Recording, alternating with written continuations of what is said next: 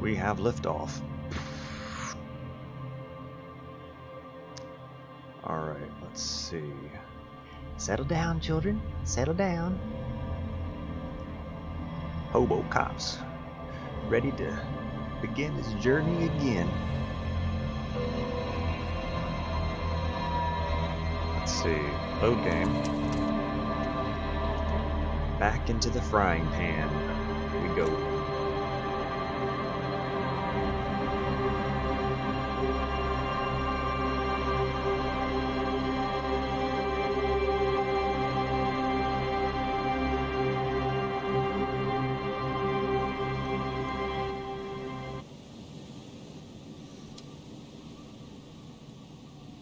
Okay, so we're in a fishing town. Uh-oh.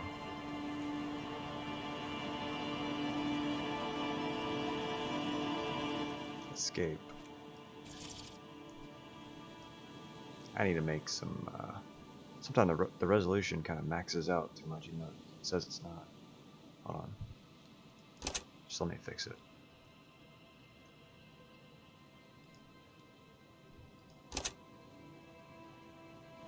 Okay, there we go, now it's normal. Yeah, the resolution was a lot higher than what it was saying. But if you just kind of change it back and forth, then it goes back to normal. This looks like we stopped, last we stopped, we were in front of a church or something, cathedral. This is a long game. Church doors. Oh boy. Heavy wooden doors, more than twice your height, stand shut in front of you. Stand shut in front of you. Looks like it's open. The rectangular sea-worn ornamentation appears in stark contrast to the padlock carelessly drilled into the wood. Rattle the doors like a snake. Nothing happens, only the sound of the padlock rattling against the door. Inspect the carpentry. The carving on the door is block-like and has angles, like the church itself. Two large beams shoot downwards, sinking into the wood before they reach the threshold. Run your hand over a beam. The surface is smooth from the wind, but moist to the touch. Moist. Take a closer look at the padlock. This cheap-looking padlock is sturdily built. Shackles together a hasp and a staple. It shackles together a hasp and a staple screwed into the wooden door. The lock is adorned with a yellow sticker, a yellow smiley face sticker. Interface. It will be easier to break the staple than the lock. The staple than the lock. Also, that sticker is interesting somehow. Reminds me of the Walmart sticker. Look at the Walmart sticker. You see a yellow circle with a happy face, with two X's and a big curve below them that looks like a mouth. Oh, so it's like the Walmart smiley face, but with X's for the eyes. You're pretty sure you haven't seen it before, but what the symbol depicts is clear enough. A smiling dead man guy. The curve makes it smile, and the X, yeah, I get it. Taking a look at the padlock. This cheap-looking padlock is sturdily built. It shackles together a hasp and a staple screw into the wooden door. The lock is adorned with the yellow sticker.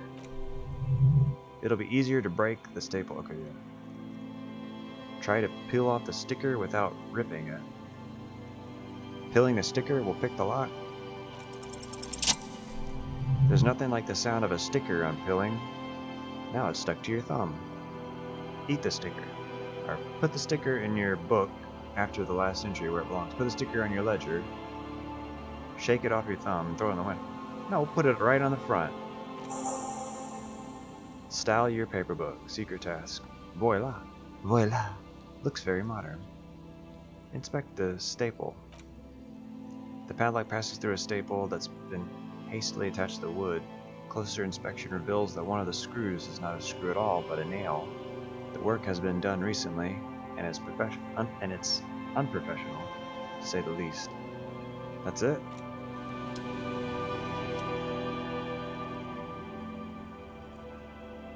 The rectangular seaworn, the padlock. Can I cut the padlock with my my cutter?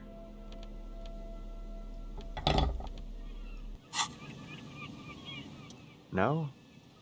Heavy wooden doors, more than twice your height, and blah blah blah blah blah. How does the padlock carefully drilled into the wood? That's odd.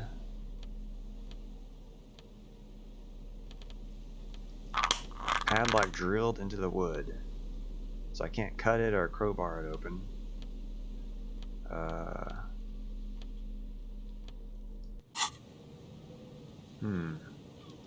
Maybe we need some lockpicks. The dead body on the Martinez boardwalk. Return to Lieutenant. Oh yeah, we found a body on a boardwalk to the west. Inspect the traps. Booby traps. So some cryptozoologist wants us to check traps for some bug he's catching. Skill points. We got 2 skill points. Rhetoric. I remember there was something rhetoric we were supposed to do for like a quest or the skill point, the silly skill point thing. Let's see. Rhetoric. Cargo container door impossible. Oh, this thing. Yeah, I guess that's rhetoric. This is what I was thinking of. I guess. Or wait. Cargo container door. Or no, this is interphasing. This door. The cargo container must be that this one over here. Or over in here. Logic trash container. Classage. Pile of clothes. Measure head.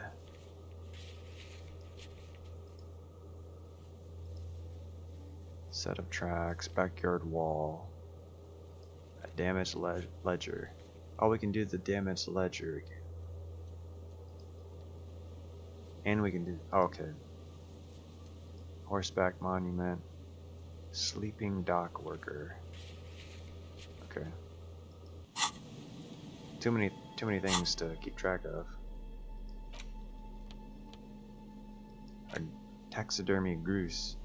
Dead body of a goose stuffed with some unknown material. From distance, might just pass. Ooh, $7. And slightly grumpy.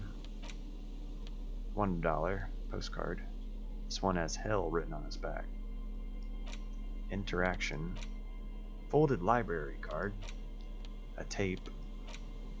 A filthy old jacket. This filthy jacket is at the mercy of the elements for quite some time. It's streaked with seagull crap, and abnormally stiff from God knows what natural processes. You can't even tell what brand it is. Interact. As you hold it in your hands, it makes an uncomfortable crunching sound. Man, how did this jacket get so disgusting? It's a sordid and filthy tale not for the weak. Are you sure you can stomach it? Think about it. It occurs to you that you're not even holding the jacket itself, but rather the thick crust of jetsam and seagull poop that incenses it. Yummy. Well, why did you think about it? Look at your hands, they're covered in muck. Maybe if I wipe my hands on my pants. Ew, ew, ew, ew. Maybe if I wipe my hands on my pants. Oh no. What? No. Then it'll be on your pants. This is a disaster. You'll never get the smell out.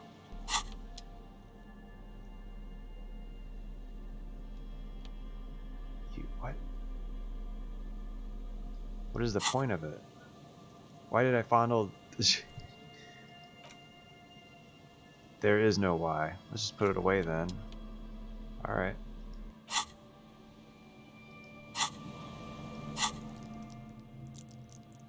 Empathy.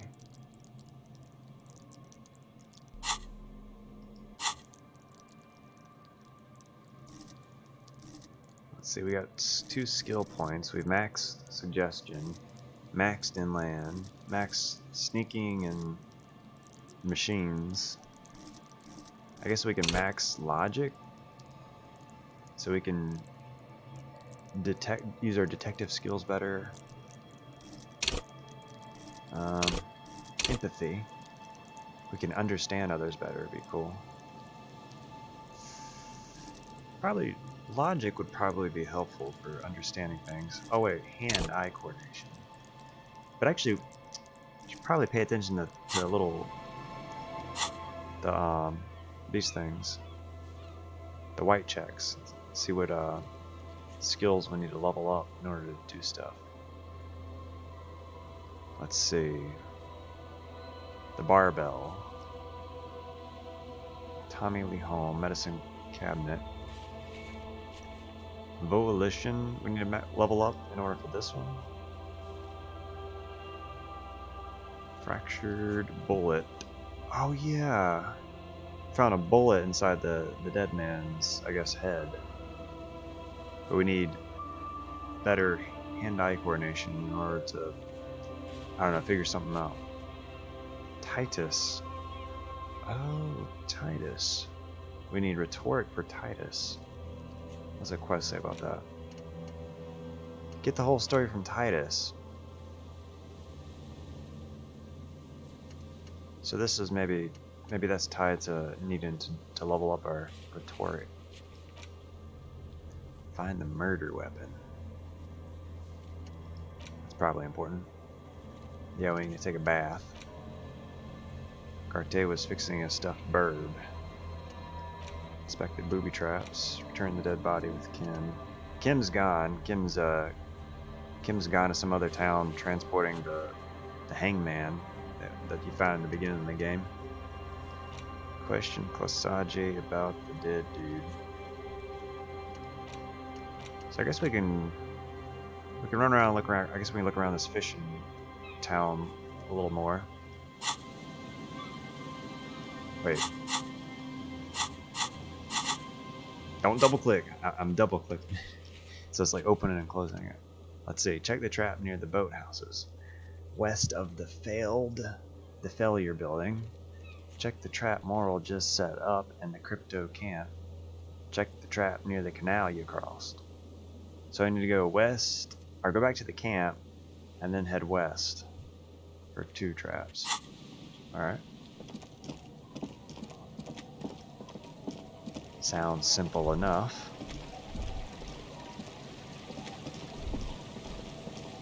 This place is probably gonna be a maze, ain't it? Where were damn crypto dudes at? Let's see. Oh, I remember talking to her. Oh yeah, and the elder lady gave us a place to stay. Cavalry boots. These boots weren't made for walking. That's just what they'll do. One of these days, these boots are gonna walk all over you. Boom, boom, boom, boom, boom, boom, boom. Are you ready, girls? Start talking. It's trash. Doom, doom, doom, doom, doom.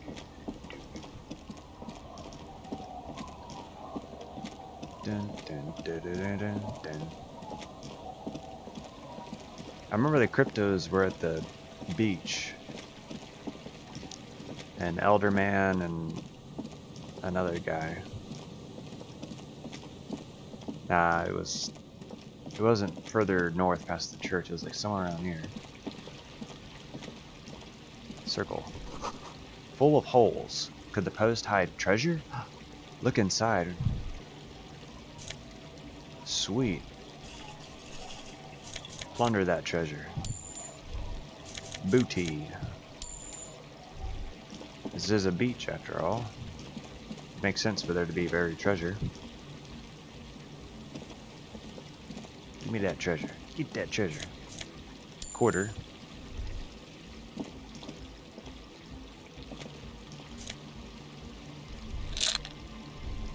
Got a little pop-up circle. Before a drawbridge, you can only be lowered from the other side. Oh no. I can't throw a rock or something. A school of fish huddle around the fence post, then scatter into the darkness. The darkness.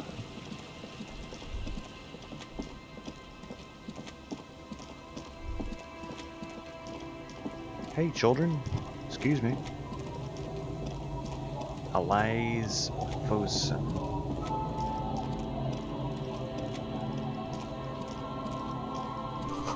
Footprints in the snow. Man, I don't know what I'm doing. Let's see. A doomed car. Banged up fuel canister.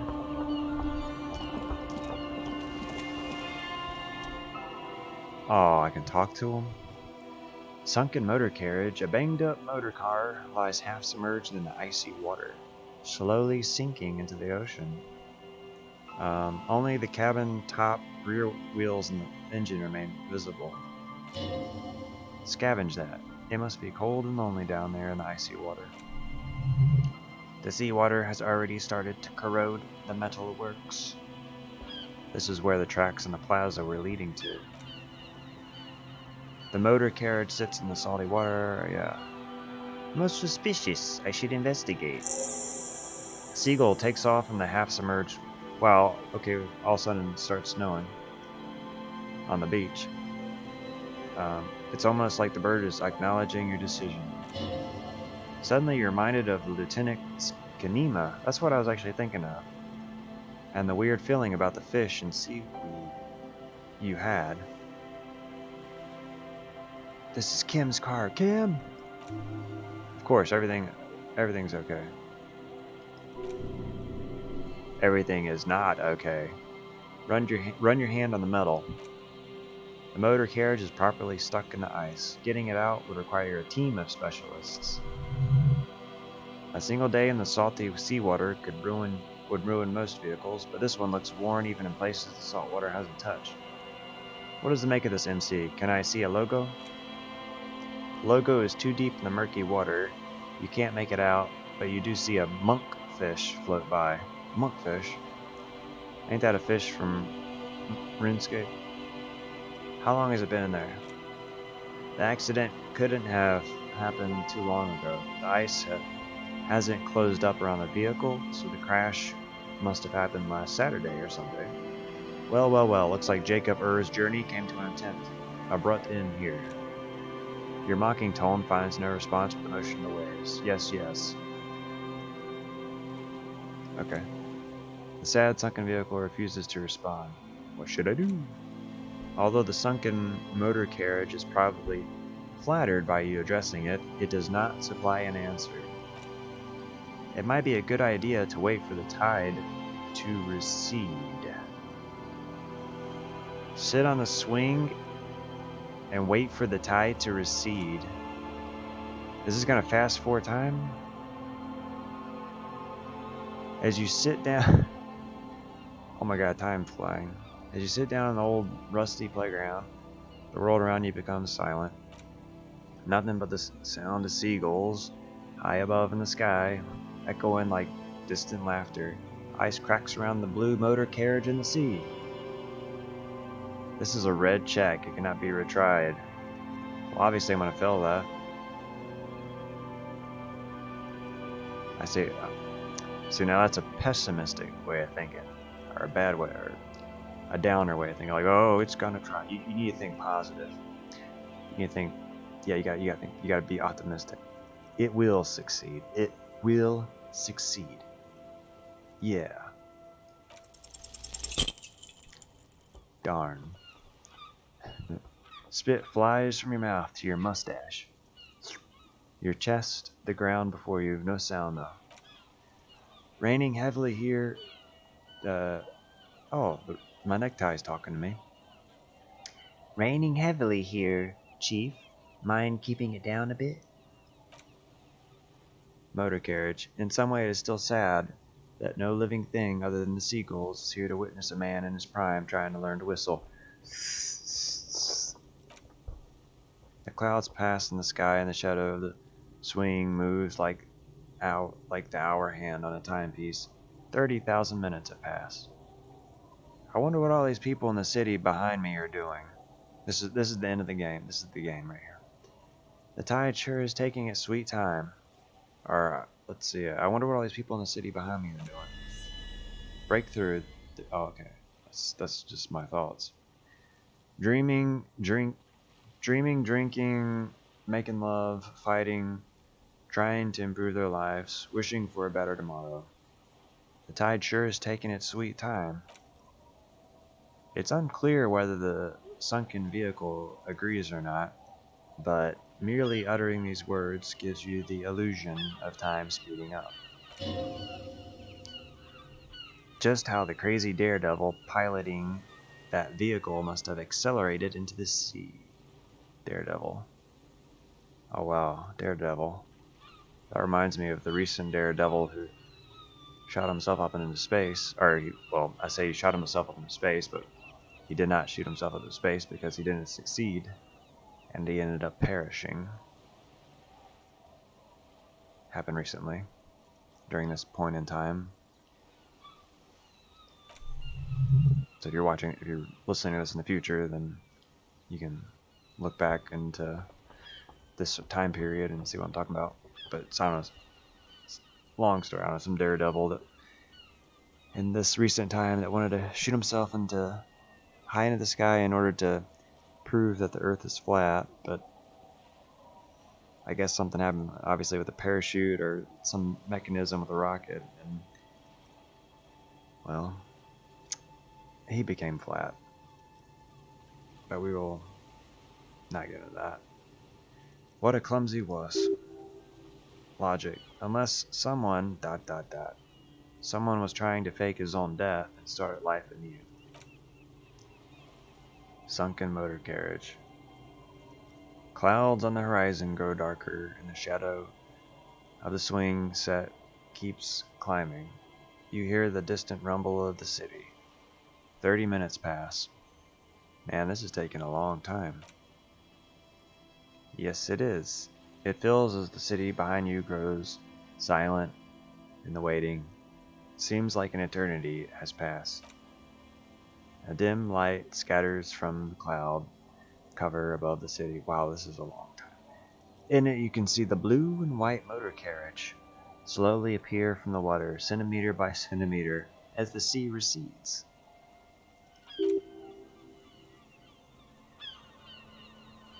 It's a Caprice 40, a workhorse of the motor park, favored by the working men, government offices, firefighters, I guess, maybe animal control people.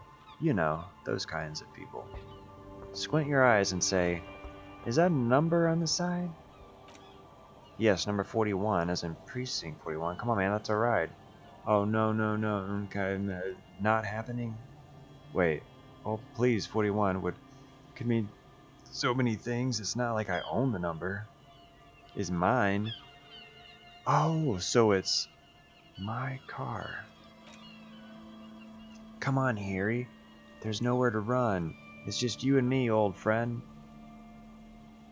Oh God, grab him. What? I'm so sorry, Harry. A massive pit opens up in your stomach. The most terrible feeling comes over you.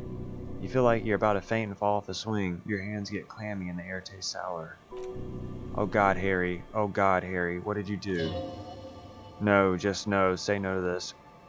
Oh God, it is mine. I drove my car into the sea. Yes, Harry, you did. Oh God, no. Shake your head. No, oh God, I'm dying. The sooner you accept it, the sooner you... Maybe I was in pursuit of someone. I can fix it. How do we get you out? They're not gonna take me back after this, are they? Oh my God, the gun, the badge, the gun, and now this? I can fix it. No, you can't. How do we get you out? We don't. Maybe I was in pursuit of someone. You were not. Jeez. Oh God. Well, it's time to go to the bar. They're not gonna take me back after this, are they? After losing every single thing you were entrusted with, I wouldn't hold my breath. The badge, the gun, and now this. Well, looks like you lost your job. Keep moving. You're a shark. You stop, you die. Yeah, that's right. Well, at least I can, yeah, shark. Well, at least I can see, what's in there now. That's what I'm saying. You should salvage that. You just wasted 2 hours. An aggressive-looking seagull lands on the swing set and stares at you with a murderer look. You really need to keep moving. Eat the seagull. Go to your inventory and interact with the item by clicking the Interact tab.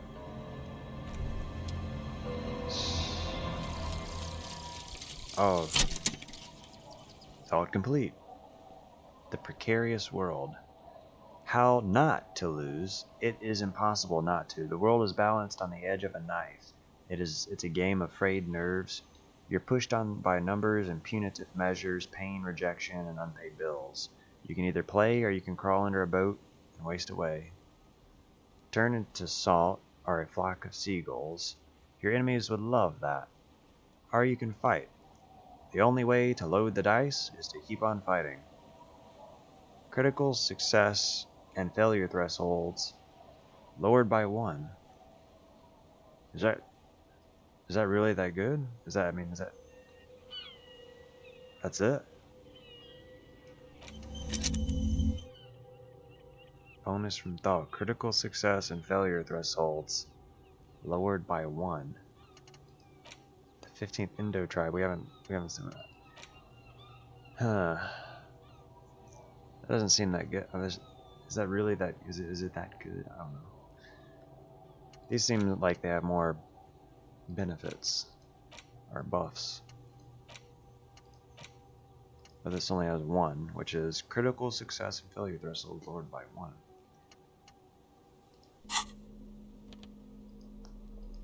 Items. Interaction.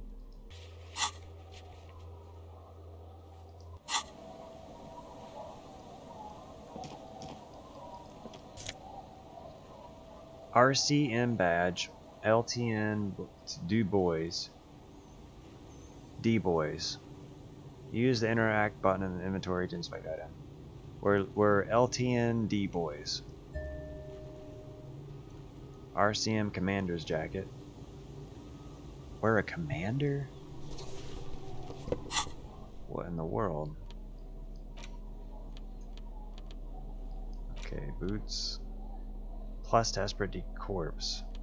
I think I would prefer these. But let's see how that looks. That's a little tight fit. Look at that. This looks more detective-y though.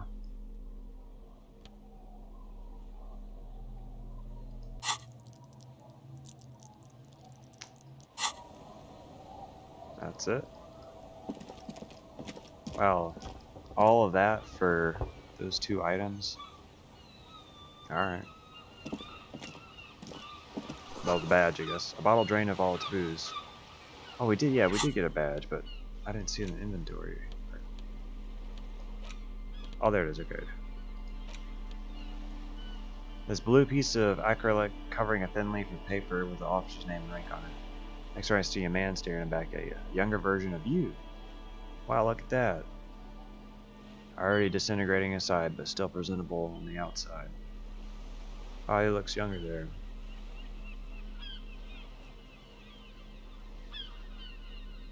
So he's probably like, what, 50-ish year? Here he's probably like 30-ish. Interact. A police badge on which you see the photo of a man. You. Some seaweed is stuck to the back. I found my badge. Wow. Well, look at that. The man in the photo looks at you. Study it. Encased between 2 durable plastic sheets is a bluish card with lines of information and a watermark in the shape of the street grid of Revocol West. You see a photo, a name, a rank, a document number. the date of issue, and in the lower right corner, your precinct. Look at the photo. Man keeps winking at you with green-gray eyes. Photo's old. No doubt about that. Good choice. Newer photo will look different. How old? 8, maybe 10 years. The guy in this picture is rather good looking. He's got a nice haircut and is distinctively lacking in massive sideburns. What's wrong with sideburns? And he's winking. Why? Why do you think? His face is already contorted by the expression, although it looks less grotesque on him than it does on you now. Looks like you had quite the charming face way back then. Your hair is brown and slightly curly. Your eyes seem more clear somehow. The badge in your hand shines as you rotate it, catching light. You see lines of information on it and a shining watermark. Name, Harry D. Boys. I'm Harry D. Boy. Harry D. Boy is really your name. Rank, LTN, blah blah blah. That's what it says on the badge. No more info is provided. You should look at the badge and Lieutenant Kitsuragi around. He could help you make sense. Serial number, Revicol, Jelly Jam, Rock, Precinct 41, date of issue, the badge issue roughly 4 months ago. Precinct 41. Yes, like his department. Put the badge away. Well, look at that. We tracked down the badge. That was where it was. So let's find these booby traps. Of course, no. Well, not actually booby traps. Not human booby traps, but insect booby traps. Check the trap Moral just set up in the crypto. Okay, so when you find the crypto camp, and then go west of the Felled building. The building of failure.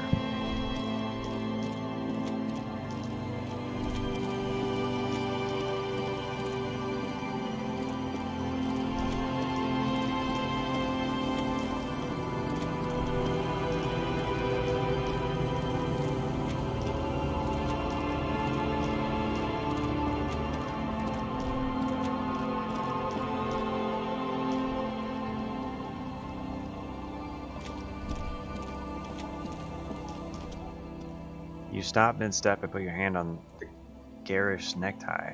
That bottle, Breton, just look at the bottle. Where? In the drunk's hand, on the pipe there, glowing blue, a mysterious otherworldly blue, filled the brim with holy mysteries. Holy Batman. It's hard to know, Electro. It's hard to know what exactly your vivid interior you're speaking of here, but I'm guessing it's got a lot of alcohol in it. I don't really care about any bottle. I don't want to look at it. Okay, cool. What do I do next? Oh, I think this is about so much more than cool. Please go talk to him. See what it's about. I'm drawn into it. Well, I was going to say this conversation for later, but... Alright. What's up, guys? Hey, Tequila! 30-something man clad in a two-piece Lycra TM tracksuit. Oh, this guy. Puts down his Pilsner and extends his hand in greeting. Good to see ya. How's business? How's the old reality situation treating ya? Shake his hand. So what's happening? Picks up his beer. Wait, tequila? Yeah, Tequila Sunset. How are the, high-concept, reality-based adventures proceeding?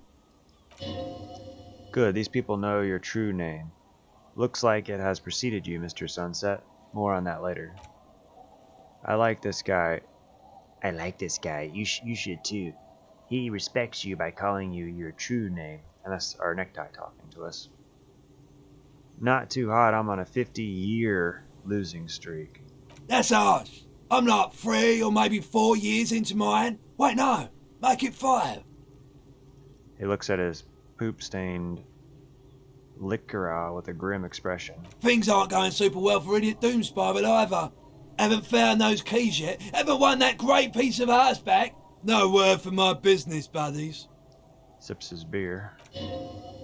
This guy is your buddy. You feel it immediately. You belong to an organization, a fraternity of drunks. What do you guys do around here? We are saving the world. He looks at his comrades. Don't call Abigail. Don't call Abigail. Please don't call. Don't call, begs the man in the pipe. Okay, we're drinking. We're drinking. That's what we're doing. I tried to save the world once, a long time ago. With enterprise, creativity, and willpower, but that didn't work out. So now it's a pirate's life for me. Hey, that ain't a bad life. Y'all need a boat, though.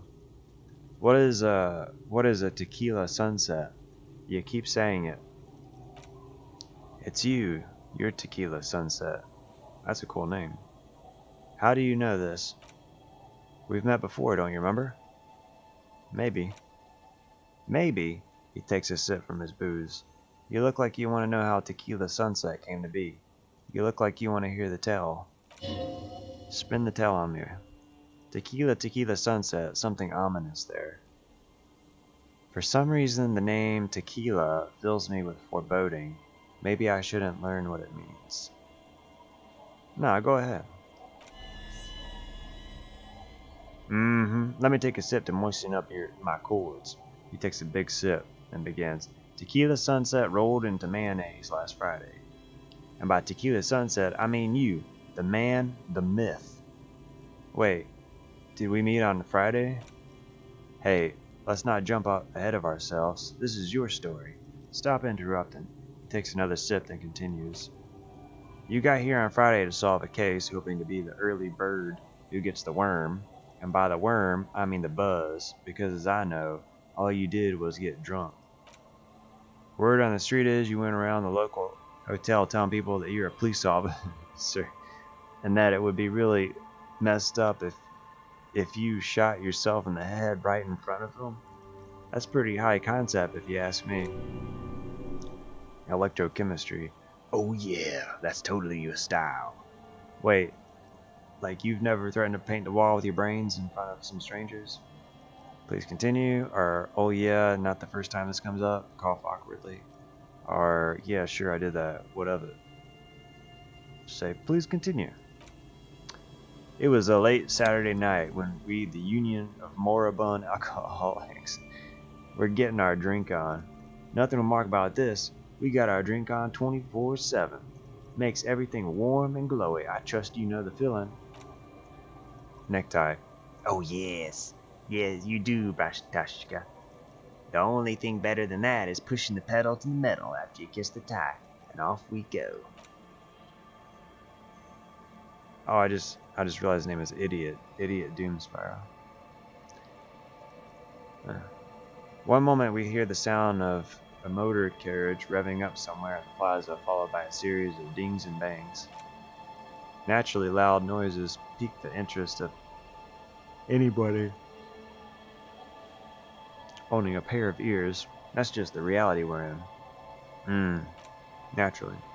Anyway, there was a brief silence, a gasp of silence, if you will, followed by a real commotion.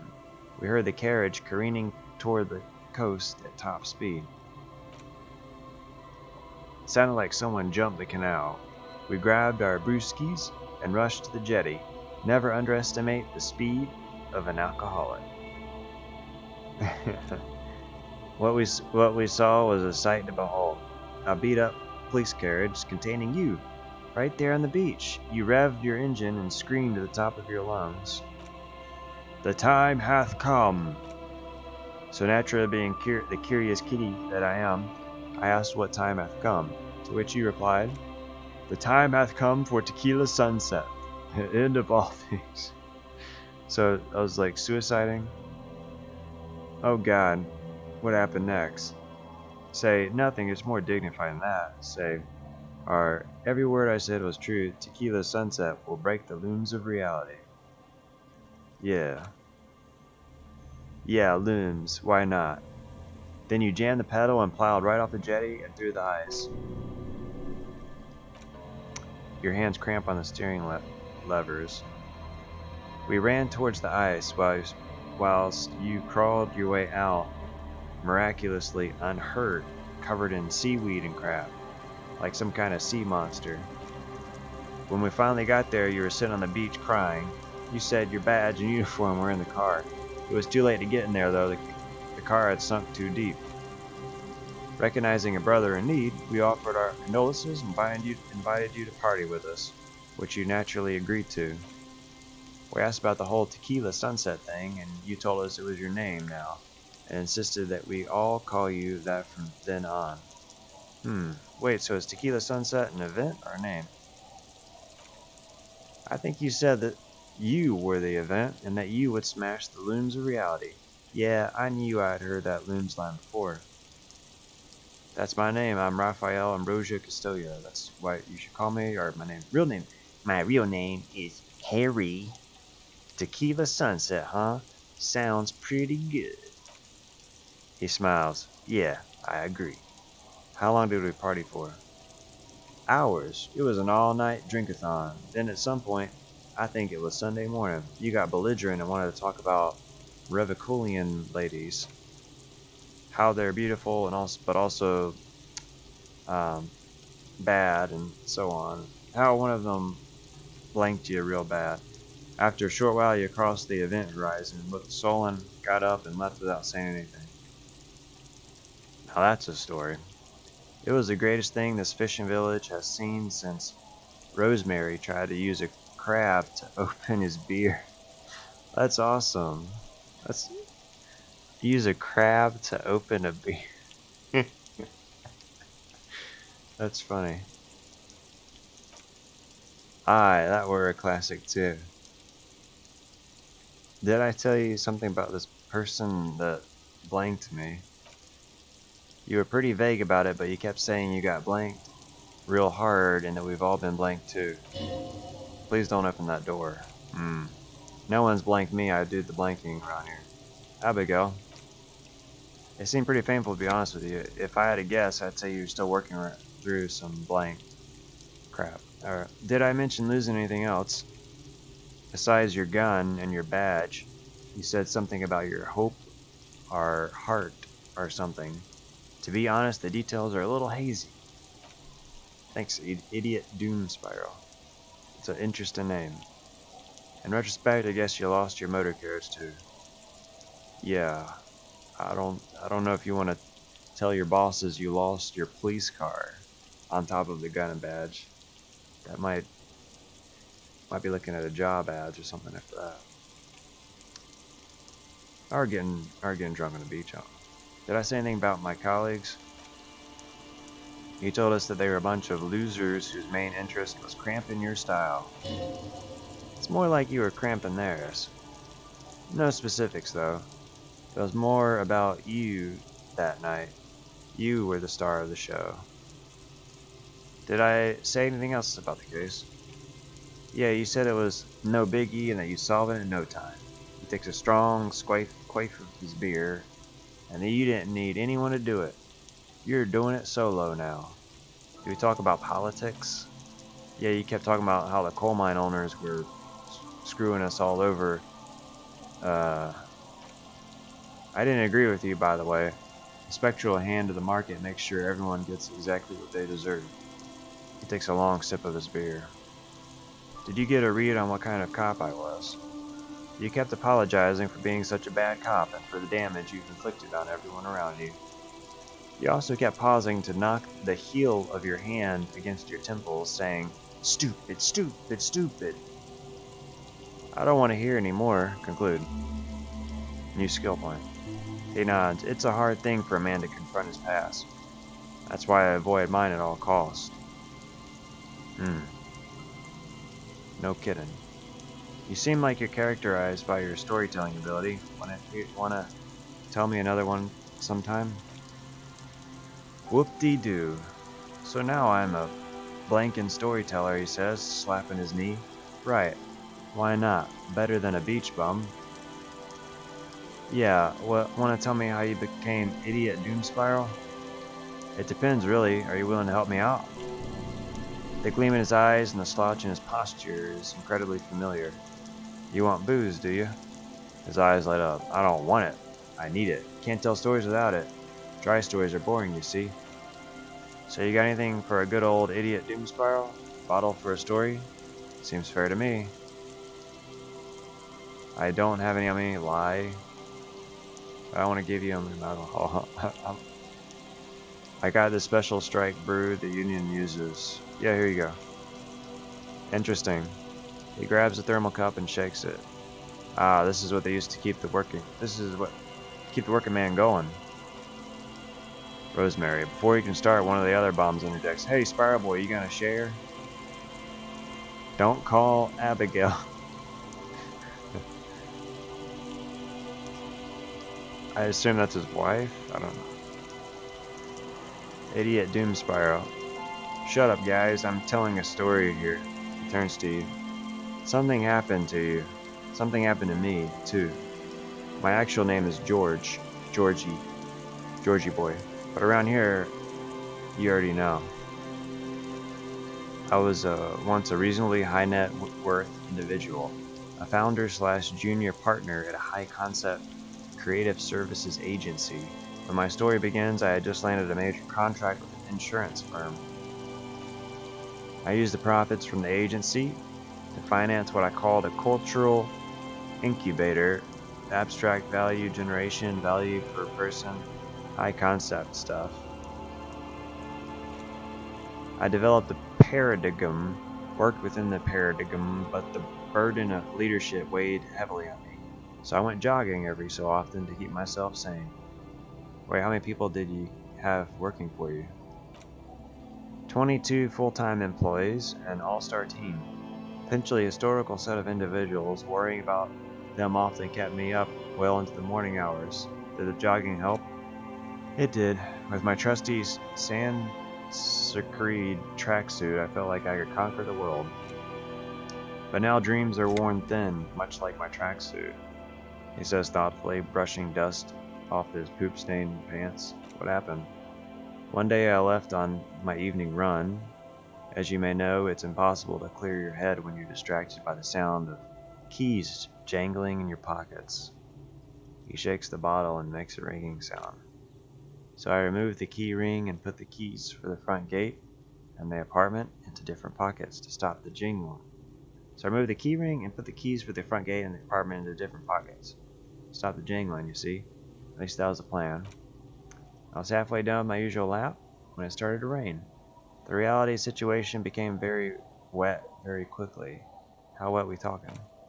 Wet, okay? It was raining really hard. It's a trace of derision in his voice. I made my way back home and discovered that I didn't have the key to the front gate. I'd mixed it up with the key to the letterbox, which was useless. Naturally, the situation required me to climb over the gate, which I did. There was no climbing down because I slipped and landed on my butt. Ouch. Ouch indeed. Reality was looking rather grim. Just then, me lying on my butt in a mud pit in the middle of a heavy shower. But when life knocked me down, I always got up. So I made my way across the yard. Standing in front of my apartment door, fumbling with my pockets, I realized that I'd also forgotten my apartment key. You gotta be kidding me. He turned his head towards the skies and said, I wish I were, Tequila. I wish I were. Instead of my apartment key, I'd taken the key to the office. Okay, so what happened next? I rang my neighbors' buzzers. It was late, and most of them didn't even answer. Those who did assumed I was trying to sell them something and hung up before I could even explain the situation. Yeah. People are naturally weary of admin, you see. One moment someone chats you up, 5 minutes later you've bought a box of edible lingerie and a strap-on. I don't begrudge them, especially since I was known to be one of the best. He pauses meaningfully. Heavy is the head that wears the crown. Just then I experienced a moment of clarity. I still had the key to my office. I could wait out the storm there. But when I reached my office, I remembered that I had asked one of my producers to change the locks that day. And since I hired only the best, he'd already done it, and I couldn't get in. Anyway, long story short, life spiraled out of control. I haven't gotten into my apartment for years, and my girlfriend left me because she didn't want to date a homeless man. The company, well, you see where I'm going with this. So now you've heard my tragic tale. What do you think? Like nothing you've ever heard, huh? He takes a long swig of his drink. Wait, is that it? I feel like there are some steps missing. I've only been Hobocop for a few days now, but it ain't so bad. Look on the bright side, you've got one hell of a story. You do realize all this is your own fault. I literally can't believe it. I've only been a Hobocop for a few days now, but it doesn't seem so bad. The hobo lifestyle definitely has some perks. Now having to pay rent first and foremost, not being responsible for 20 other people is nice too. But that charm wears off pretty quickly. Before you know it, you're wearing a poop-stained tracksuit and spending your days picking terror. Why do you keep losing all your stuff? Good question, Tequila. If I knew the answer, you think I'd be hanging on a beach in this formerly premium but now extremely dirty two-piece tracksuit? I used to own my reality situation. My business buddies and I had our own creative service agencies, nice apartment, even nicer piece of, but somehow it all got away from me. Now I can't hang on to anything. Just last week I stole this nice new jacket, and then I lost it too. The only thing I haven't lost are these two drunks. You of all people should empathize with this. Perhaps this lost jacket is something you could help with. Hey, I found a jacket. What was the name of your agency? My agency, man, takes a long, melancholic sip. The Boom Boom Room.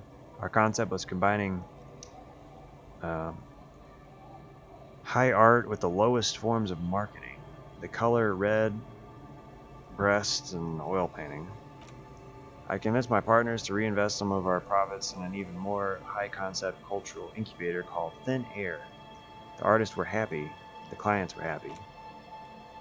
I was financing a group of poets in East Rabbit Cove who were developing a new universal poetic language, but then it all went to crap. He looks toward the bay. Mixing oil painting and brass to make ads isn't high art, it's just cynical wankery.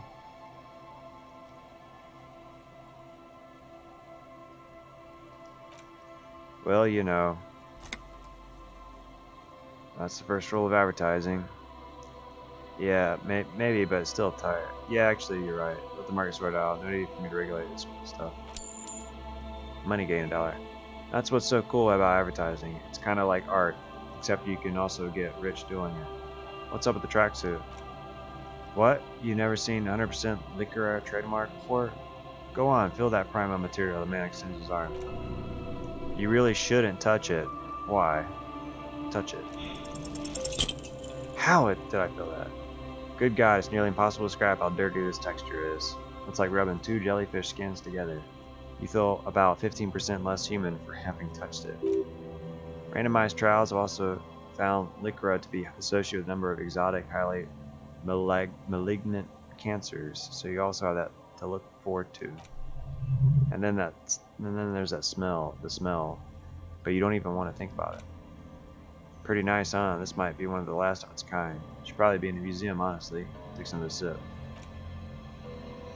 Wow, you're lucky he never lets me feel it. That's because your paws are filthy, Rosie. We're right next to the bay. You could wash them away. What about the other guys? My fellow members of the Union of Mormon Alcoholics. They're exactly what they look like. Hey, Tequila, you want to buy some speed? Shut up, Rosemary. He's a cop, remember? I thought he was a cool cop. Don't call Abigail. And this is Abs. Points the man in the pipe. So yeah, that's basically us. We drink together. What's this about a lost jacket? It's a very felt tragedy. It was practically brand new. Sure, it didn't really go with my threads, but it did itch a lot less. He looks at you, bleary-eyed. Say, you're a detective, right? Maybe you could help old Doom Spiral out. Solve the case of the missing jacket. What do you say? Wait, you asking a police officer to help you find a jacket you stole and then lost? Okay, sure. Where'd you lose it? I already found a filthy jacket near the boardwalk.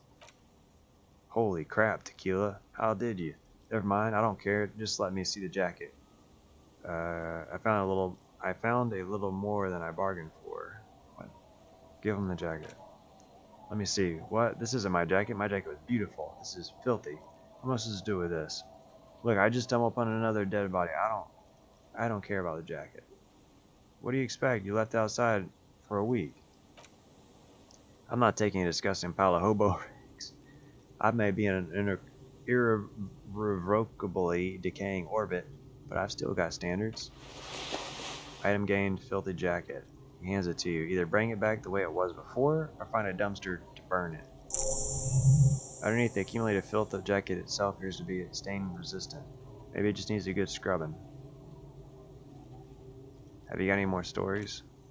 I do, but as you can see, my fuel tank is running a little low. You catch my drift. He spins the bottle in his hands. Not a single drop of liquid remains. I don't have any... Geez, I already gave you some. I don't want to keep doing that. I don't have any more on me. He shrugs his shoulders dramatically. Cottonmouth is keeping my tongue in prison. I want to hear the story of your name again. What's in a name? He looks up at the sky, as if pondering the question, then turns back to you. Before you can start, one of the other bums interjects. Hey, Spiral Boy, you gonna share that? Oh, okay. I've heard enough. Yeah, okay. Be seeing you. You too, Tequila. Thought complete. Indo Tribe, the 15th. Because there was, the 15th Indo Tribe was comprised of 8 kids from blah blah, running from wild dogs in the valley, hiding scents under rocks, and stealing clothes off clotheslines, and sometimes even the copper wiring of phone lines. You may have been one of them. This must be a childhood memory. The 15th Indo Tribe was your Indo Tribe, set to rule Insulande. The rest of the kids are dead now. Car accidents and drug overdoses. Only you remain. Plus 10 pennies for every green orb clicked. Learning cap for Savior Fair. The sneaky one raised a 6. Ooh, cool. Oh, neat. That's our sneaky stealth ability. Acrobats. Unverbal shows all these.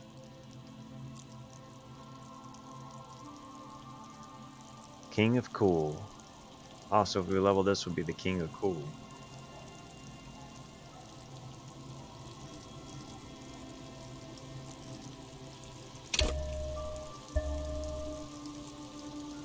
Dun dun dun. Yeah.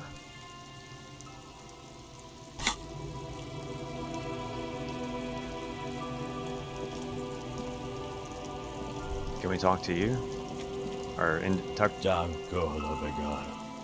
Grumbles an unshaven man with a ruddy nose. He narrows his eyes at you as if in recognition, and turns his head away. I am the law. Abigail. Oh, Abigail.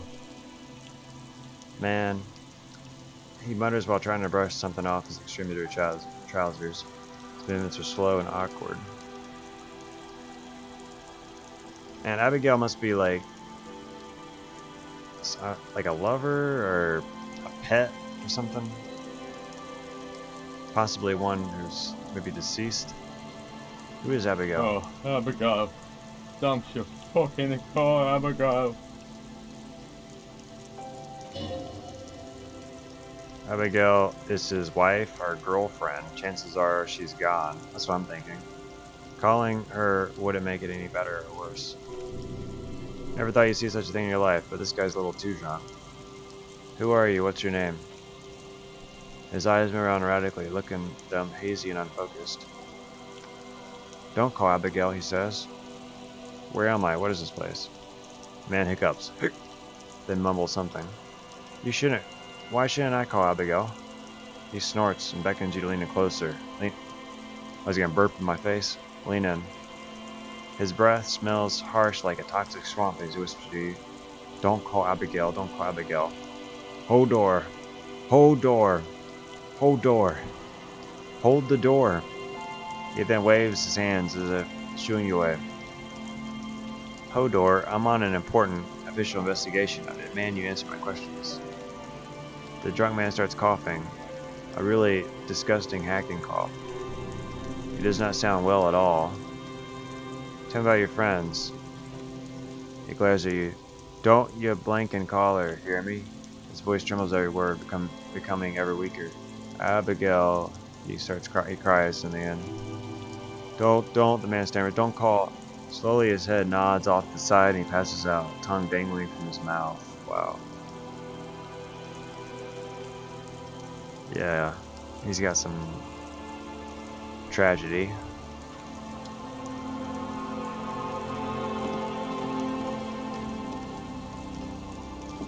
And the third man. Good to see you, friend. Do I have deals set up for you, buddy boy? Deals? What you talking about? So what do you want? I got smokes. They're cheap. Very cheap. I Alright. got Pilsner. Great deal. You won't get a better deal on that piss. Spirits I can let go for 300 real. Also I have speed. And by speed I mean amphetamine. $300 for spirit? By spirit you mean a bottle of liquor? $300? Are you kidding? See, there it is. Brushed. You feel your necktie strangle you with excitement. The spirit. Let's buy the spirit. $300 is a lot, but this has to be done. What? It's our end game? If I buy it, if I drink it, it will end the game? That'd be a funny way to end the game. This is just another stupid drunk idea I'm having, but I'm attributing to my next. This is the mystery and the truth, and I need to buy that spirit.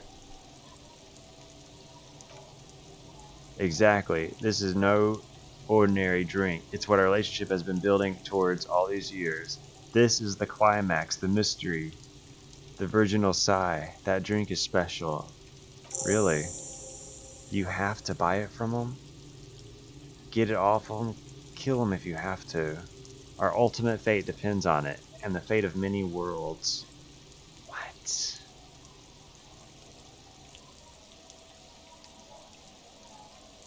Why does a bottle of spirits cost $300? See, friend, he brings out a 1-liter bottle with bluish liquid. The mouth is corked shut. It's real valuable. Worth every dollar if you catch my drift. Got it from a bit of a business venture. No one can buy spirits for $300. That's crazy. You know what's crazy, actually? He grins and laughs, then takes 3 gulps of his pilsner and stares at you. What? What? What do you mean, what? What do you think was crazy?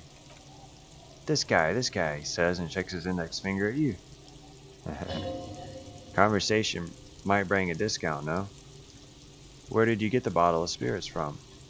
Oh no, this is medicine spirits. The good stuff. Got it from the doc's office. He ain't kidding you. Medicinal spirits are blasts.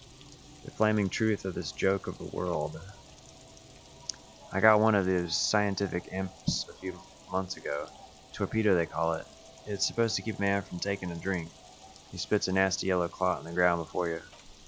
Didn't stop me for poop, that's for sure. His voice rings with pride. 5 lemons with half a pack of butter and you're good to go. It's a good tip, I should remember it. Well, it really isn't, he croaks. And awake, the kidneys start giving me all kinds of heck. Finally, the missus took me to a private doctor's office, not a charity, the real thing. Those jerks, he gets visibly angry. Those jerks charged me $4 to remove the dang thing, but I came out on top after all. Have they no shame taking money from the service they provide? But the idiots left me alone in there. Now I used to teach high school biology. I know what doctors use to preserve dead things. He gets an excited look in his eyes. Swiped 3 cans of this blue medicine stuff in the back room.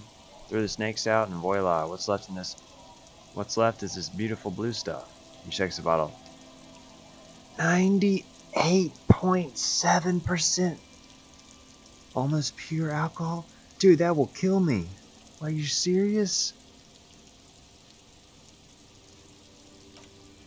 2 already sold, these fine gentlemen here. But this last one is yours for $3 if you want it. 98.7% alcohol. Are you freaking serious, dude? That's insane. That's suicide, man. Can I smell it first? Oh wait, the last one is yours for $3. Oh crap, I should have mentioned that. Here, he uncorks the bottle and holds it under your nose. Be careful, it's extremely flammable. One spark, an entire city is wiped off the map. Feels like someone set a mustard field place right inside your nose. Then drenched in tear gas, your nose is a singular source of pain. At the same time, you don't remember the last thing you felt. Did I not tell you, Brian? This is it. This is our party drink. This necktie, this is gonna kill us. Are you serious? This is what we're having, baby. Please get it for me. The tie vibrates excitedly around your neck. So what's the deal, friend? I think it will prove useful, yes. Want the spirits or not? Nah, not really. So what do you want then? His tone's aggressive. Hold up. I thought about it, and you know what? I can pay $3 for the spirits. Finally came to your senses, huh? Ain't nobody else gonna give you a price like that. Cool, so can I get it for that? Yeah, life squeezing spirits. Let's just make a deal already. Sure. So that'll be $3 from your pocket to mine, and at this price, you're practically robbing me. What? What? Quite the business venture set up here. So he's charged me $300, and now he just changed it to $3. That's alright. He hands you the bottle. Just make sure to enjoy that one, friend. Brad and I am so proud now. Whatever you do, don't drink it. This deserves so much more than just regular oral consumption. The tie is so on the money there. Up to the bum it goes. I don't know, sounds like it's gonna turbo boost my alcohol habit. My regular alcohol habit has got me in trouble enough already. Huh. But I don't want to put it up my bum. Okay, right, we're putting it in the bum.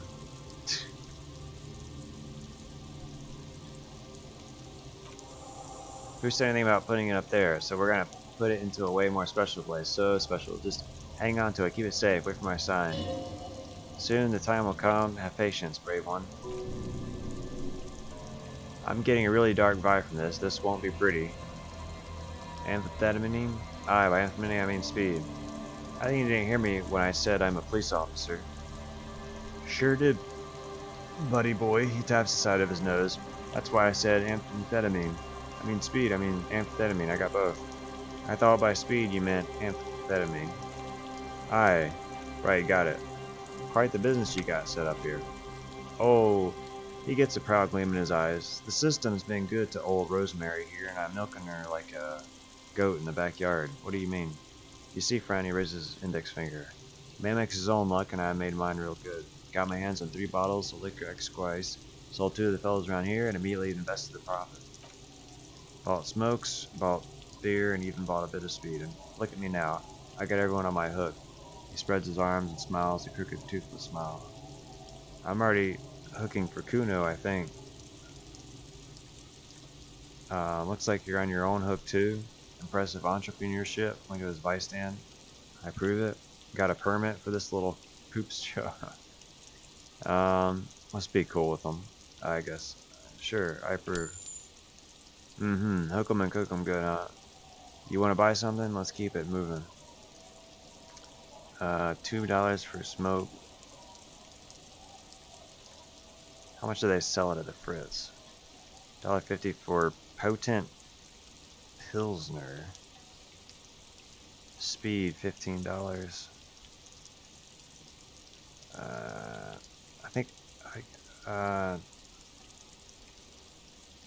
Yeah, I'll take a bottle of booze because I think I gave my other one to that guy.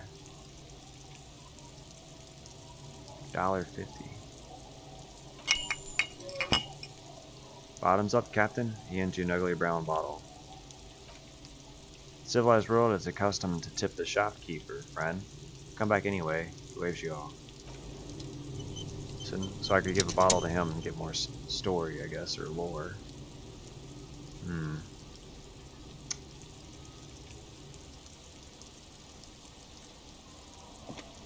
Tequila sunset. I got you some more booze. Can you tell me the next story now? Of course. Drink first, story later. Here, I've got a potent pilsner. Give it. I've got this blue spirit. How about that? Oh my god. He raises his palm as if to shun you back to wherever you came from. No, no, no. Can't you believe I enjoy being alive? I knew it. Here, I've got this. Not much, but it'll do. He grabs the bottle from your hands and uncorks it immediately. The tale I'm about to tell you is an urban legend, particularly the Martinez. He lifts the bottle to his lips and takes a long sip. I said I first heard it from a former bicycle courier in Koran. There are many variations on the basic story, and the details often conflict. What everyone agrees on is that nobody knows the exact nature or identity of the phenomenon. Are you telling the story of the headless... Shut up, Rosemary.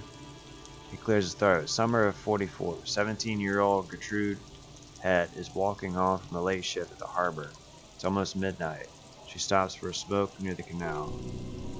The streets are warmed by a southerly breeze. The lights of a passing motor carriage bloom and fade in the distance. And the harbor is dark. Her smoke is a beacon dancing along. The image comes to you effortlessly, as though you'd walk the same streets yourself 1,000 times.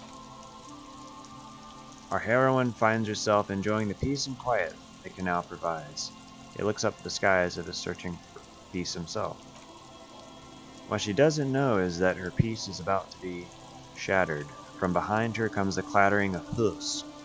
Startled, she turns around and sees what does she see? The giant of Coco Nur? What? No, I told you this is a Martinez legend. It's a man, with no head on his shoulders, wearing a fawn suit, tracksuit, searching for the legendary fawn cap that went missing when he lost his head. Wait, I thought the headless fawn rider rode a bull. Show him a figurine. Well, there are many versions of this story, most peculiar of which has the headless fawn rider riding on the back of another headless man. Sounds pretty implausible. That's super spooky. Yeah, according to legend, young Gertrude Het had to endure years of psychotherapy before she was able to look at a horse or a tracksuit again, and she's one of the lucky ones. He takes a sip. Gertrude Het may have been the first to witness the headless fallen rider, but she wasn't the last. Oh no. Tell him about the two feminists by the locks. Man, Rosemary, they were dating. No one said they were feminists. Everyone always misremembering this stuff. Right. Early autumn of 46, Eula DePonte and Eva Delgado are fishing near the waterlock long after the sun set. The wind picks up. The sky already dark now blackens. Water starts falling from above, first cold rain of the season. Two women standing on a small outcropping of rocks. One of them is wearing a purple raincoat. Thin lines reach out from the rods into the sea. Small droplets start appearing on the surface with increasing frequency. The women are caught in the downpour. They act quickly. Eva gathers the rods whilst Ula turns around to reach for the tackle box. Don't turn around, don't turn around. When she sees something, her shriek is so violent the residents of the nearby apartment building believe lightning has struck. But there is no lightning, only a heavy downpour and the silhouette of the headless fallen rider looming on the horizon. Ula makes a run for the shore, but Eva slips on a wet rock and disappears into the cold, cold canal with nary a sound. The man falls ominously silent for a moment, then looks you straight in the eye and says, "Her body is never recovered. What happened to Ula?" Word on the street is that she, he makes a finger pistol with his right hand and lifts it up to his chin. Gave herself facial deconstruction surgery. Real grisly stuff. Anyway, that's the story of the Headless Fallen Rider. Pretty crazy. Who was the Headless Rider before he died? Well, tequila is part of the legend. No one knows for sure. There's a couple possibilities, though. Some say he was an undercover cop who blew his cover and got beheaded by a vicious gang he had infiltrated. Now he rides searching for his lost found cap, plotting revenge. Oh, headless brother, where art thou? Others claim he was a professional jockey who veered off course during a steeplechase, ended up in somebody's backyard, and got decapitated by an exceptionally tall clothesline. Veered off course. Even decapitation couldn't stop his commitment to the sport. Are you that committed? Personally, I think he was just some guy who hanged himself from a really tall tree. The fall was so violent that his head came off. Pop. Coincidentally, at that exact moment, a horse happened to pass under him, and his beheaded corpse mounted it, where it remains to this day, but then no one really knows. For some reason, this does strike you as the most plausible theory of them all.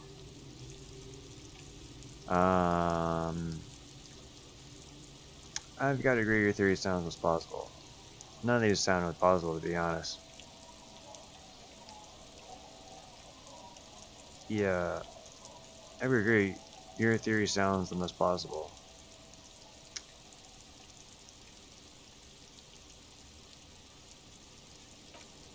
Isn't it? All the pieces fit together perfectly. That's how I know it's right.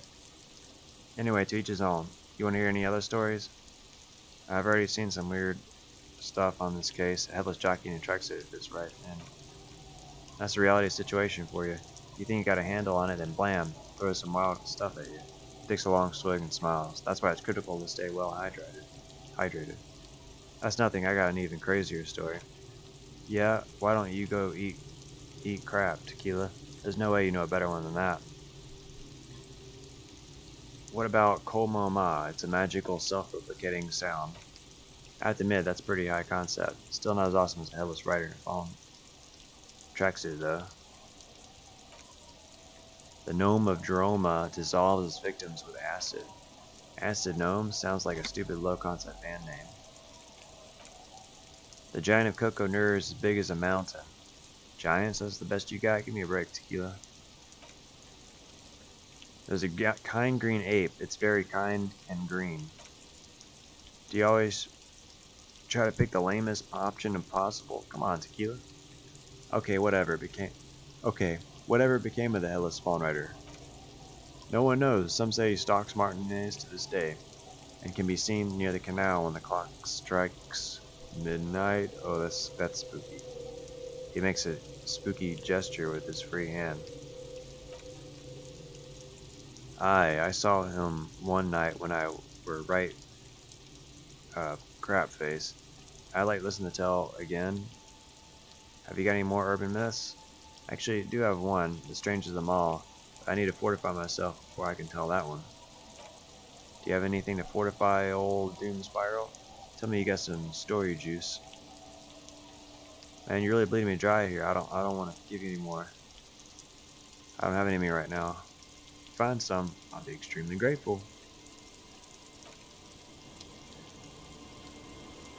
Oh man. He does have pretty cool stories. Savey save.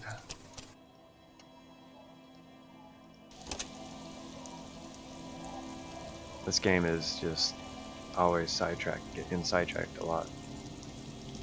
So let's focus.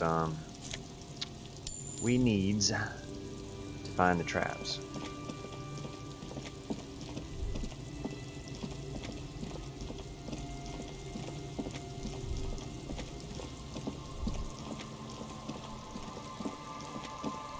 Supposedly there's a trap in the west.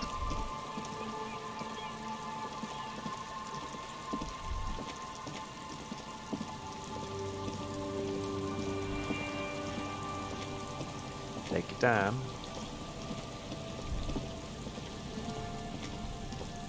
Oh wow, what is that? A man and a little girl or a kid?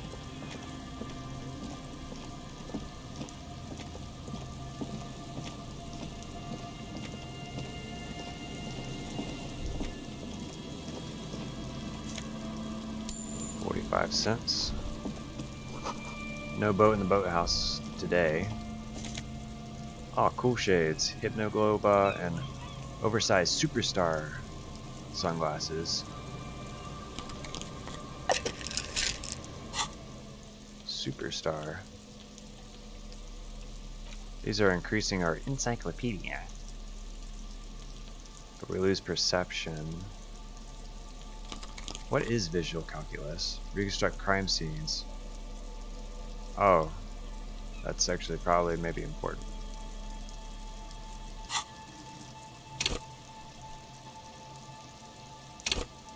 Cool for forensic scientists. Oh wow, so I think visual calculus is actually probably important. This gives +1 savior. Probably not decrease that skill then. It's important for solving crimes. +1 to logic. +1 to electrochemistry. +1 to visual calculus. But -1 to drama. I'm sorry. The -1 to drama.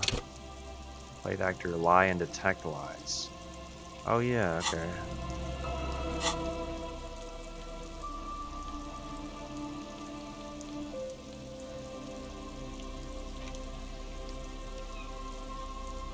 -1 to authority. +1 to logic.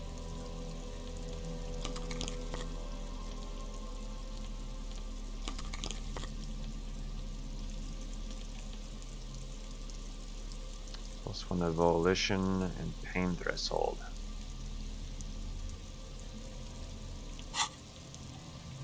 Alright. Oh, there's a trap. Trap boathouse. Familiar apparatus lies among the reeds. Another one of Moral's traps, weighed down by stones to keep it in place. Look around. Behind you, a ruined residential building looms over the reeds, shielding them from the wind. They rustle confidentially, in tune with the pitter-patter of the rain. When this district was booming, the reeds were kept at bay. Nothing obscured the freshly painted facades. Nowhere for drunks and adventurous teenagers to hide. Now only the wind blows. Reach for the trap. This trap is also full of panic locusts. No sign of any cryptozoological beast inside. Man, it's lonely doing this alone. This wind seems to howl in a strange manner. Let's continue investigating this little area. The boathouse is shadowy constructed. A strong breeze might blow it over. Adala?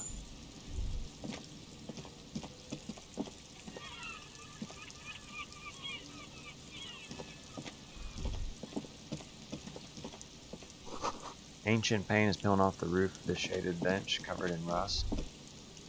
A wall. A scattering of bullet holes is... Oh no. I bet this is where they probably lined up people and executed them. The scattering of bullet holes is spread across the cracked wall, reaching from one corner to the other. Even more bullet holes. Something has definitely happened here. Looks like execution. Fully automatic rifle fire. The instant spread of these bullet holes is surprising. This takes a lot of bullets. Why this many bullet holes? 8% chance. Wow, that's low. Yep. I'm dumb. Well, seriously. Walk away. Okay, saying I dumb decreases your morale. The sign says entry interdict. But we don't really need that anyways to determine what happened. Obviously this is an execution. People paid money to park here. No one would pay now.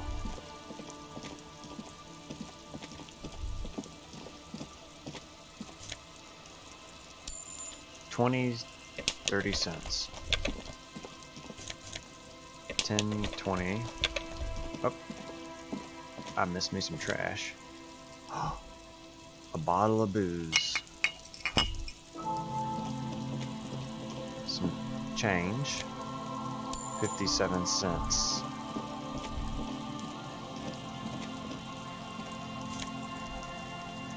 A peepo.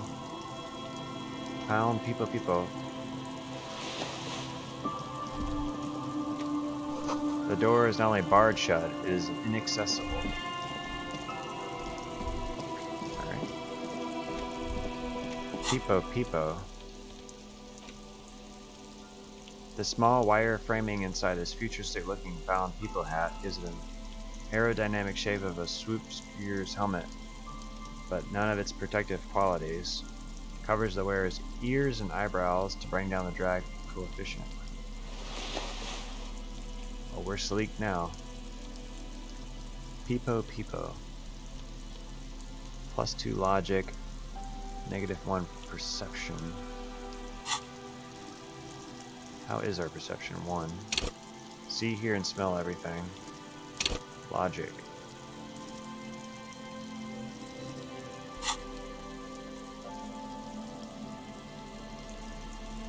And this one was increasing our perception.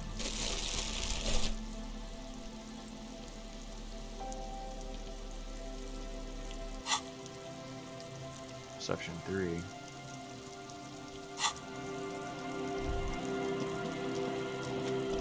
What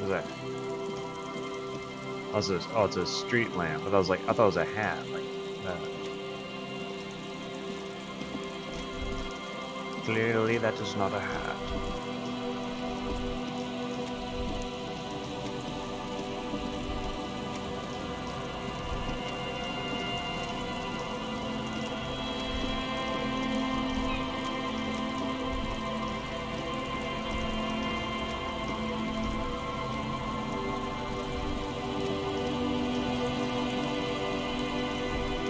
Wait, did I check this?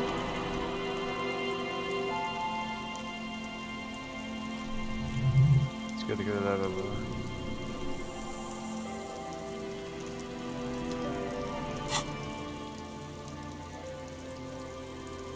Check the trap in the canal you crossed.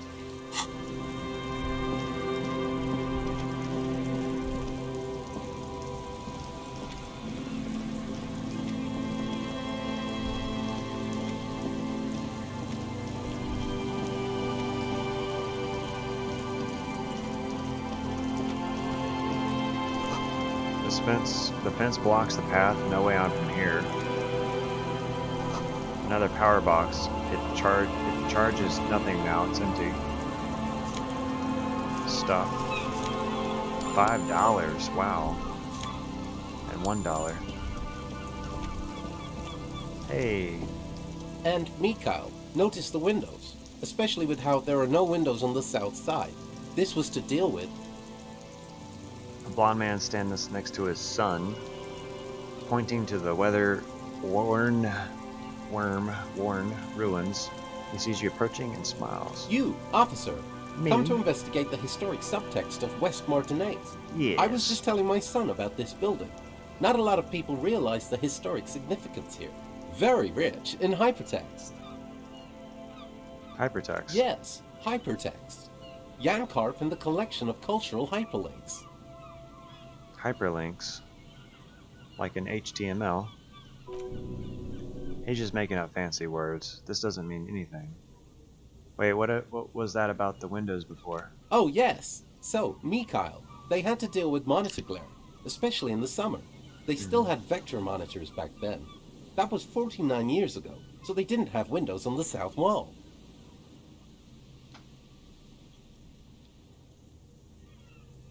So they didn't have windows in the south wall. Okay. No, I can't say that we've met before, but I've heard of Kim, of course. Mikhail, say hi to the officers. He rests his hand on the boy's shoulder. The child stays hidden behind the hem of his dad's coat, clenching to his worm-themed coloring book. Mikhail's a little tired today. We spent all night trying to run Orbis on his radio computer. Have you heard of Orbis? it? It's a programming language used in Grad. Quite tricky, but he wanted to play this Grad-made adventure program. That sounds We've fun. been getting really into worms lately. Worms lately. Oh, like text-based games. Wow, those are very, very fun. I know exactly what you're talking about.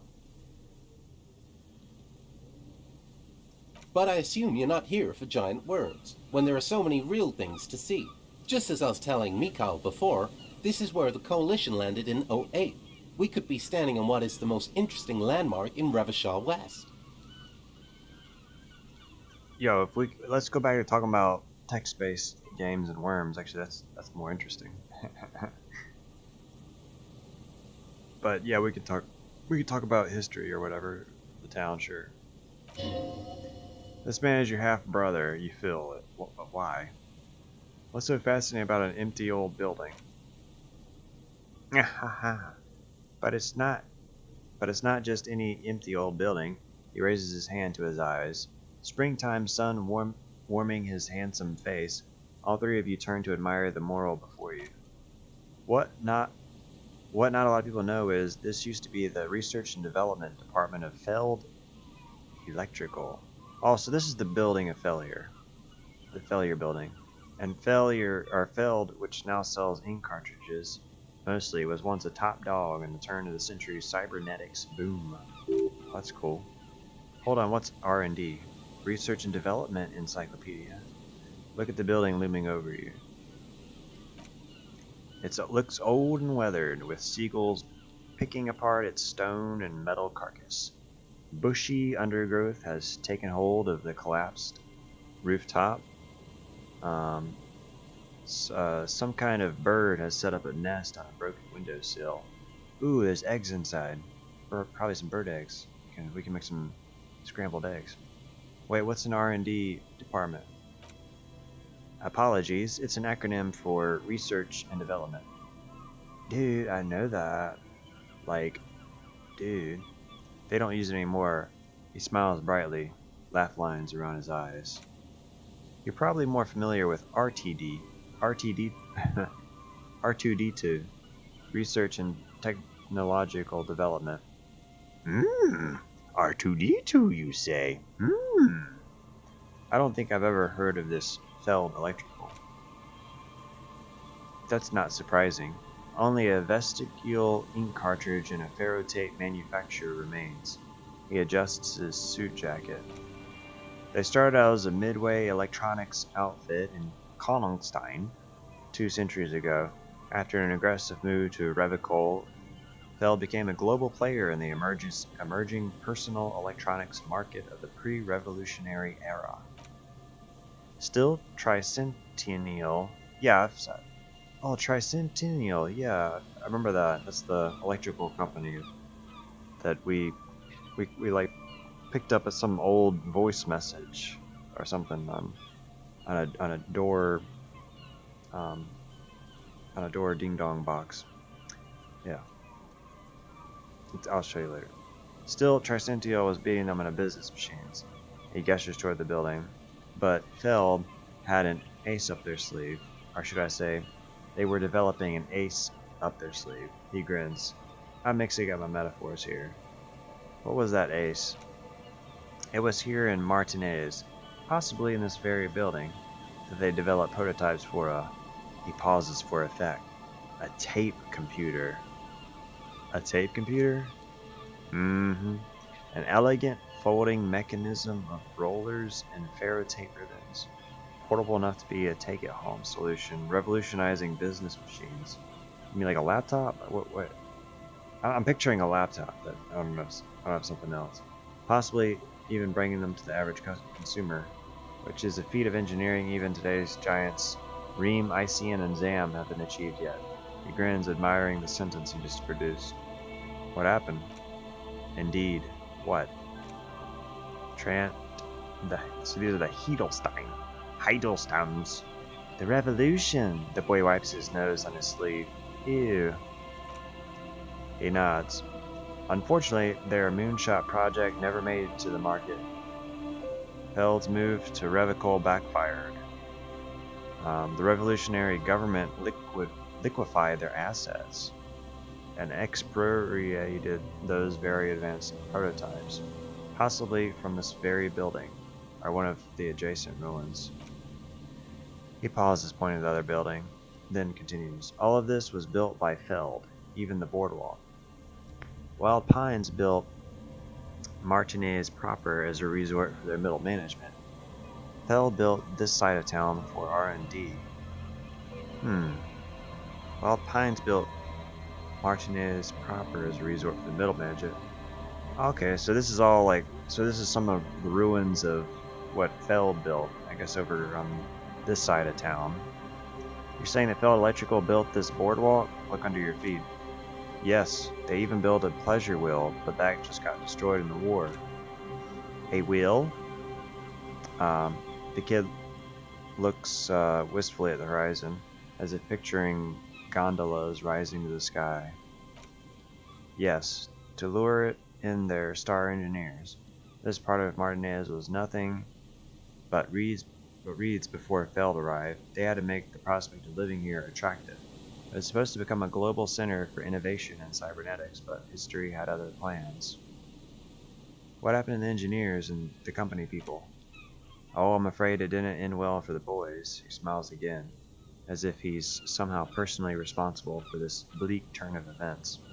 But the story is a bit too dark for little Mikhail here. Now, if you were to ask about tape computers, what did the revolutionaries do with those advanced tape computers? They used them for military communications, he says, while his son looks up, idly chewing on the corner of his worm-themed coloring book. Ooh, that's cool. Kid, can I give you like some money for that worm-themed book? But also to write and send out press releases. The most notorious examples being Le Decret de Mars. What was that? What's the March Decree? I mean the radio transmission sent out to news agencies and world governments by the newly created Commune of Revicol on the 7th of March in the year '02. Wow, that was 49 years ago. It's a beautiful piece of text, actually. A singer-songwriter I know, Sheree, called it a love poem to Revicol on her political concept album, Bons Baziers de Insolende. You should read it. Every local library in Revicol stocks a copy of the decree. I try to get Mikhail to memorize it. He looks at his son, who starts giggling, his face hidden behind the book. Or well, try to. Someone was much too interested in worms to be paying any attention. How do those tape computers work? Do they work like radio computers? Actually, no one knows. No one even knows what a computer made entirely of tape would look like. But word has it that they were very elegant, exquisite, alien-looking turn-of-the-century hardware. He raises his finger, remembering something. 10 years ago, I did a little freelancing, I guess you could say. I was a special consultant for an exhibition of the Wampty Dumpty Dome Center in Redefort Orange. It raised the same questions, and we had lengthy discussions with Paul Ackerman, who was head curator at the time. This was before the twins Keith and Guy Juice joined the team, trying to... Wait, did he just say Wampty Dumpty Dome Center? He did it. He did it. He said Wampty Dumpty Center like it's the most natural thing in the world. What? Okay, back to where we were. Tape computer. Okay, the Wampty Dumpty Center, Paul Ackerman, Keith. What are we all talking about here? And you're just puking lore at me. Just all kinds of lore. The Wampty Dumpty Dom Center, there is again those words. The invitation itself drew on Lagerman's notion of memory, so there were some parallels. That's why the head curator, Paul Ackerman, chose to... You're making this up, turn to his son. Hey, is your dad making all this all up? Wampty Dumpty. In fact, I'm not. The Wampty Dumpty, he says casually, is a place you can visit if you ever inbreeded for it. And are in the market for an exhibition space / contemporary art research center. He clears his throat. But perhaps I should return to the tape computers. As far as I can say, as I was saying, the device itself was very elegant, fragile even. One could write direct on the tape using a special chemical solution. The machine would then analyze the handwriting, perform operations, and project output onto a white screen. It was a beautiful, delicate thing. RCM should get some of those. I've seen cooler than that. RCM should get some of those. Even one would be very useful, he agrees. Though I understand the socio-economic causes of the revolution, it pains me to imagine the revolutionaries setting fire to this precious device. But so they did. The failed playback experiment vanished in the fires of '07. Wow.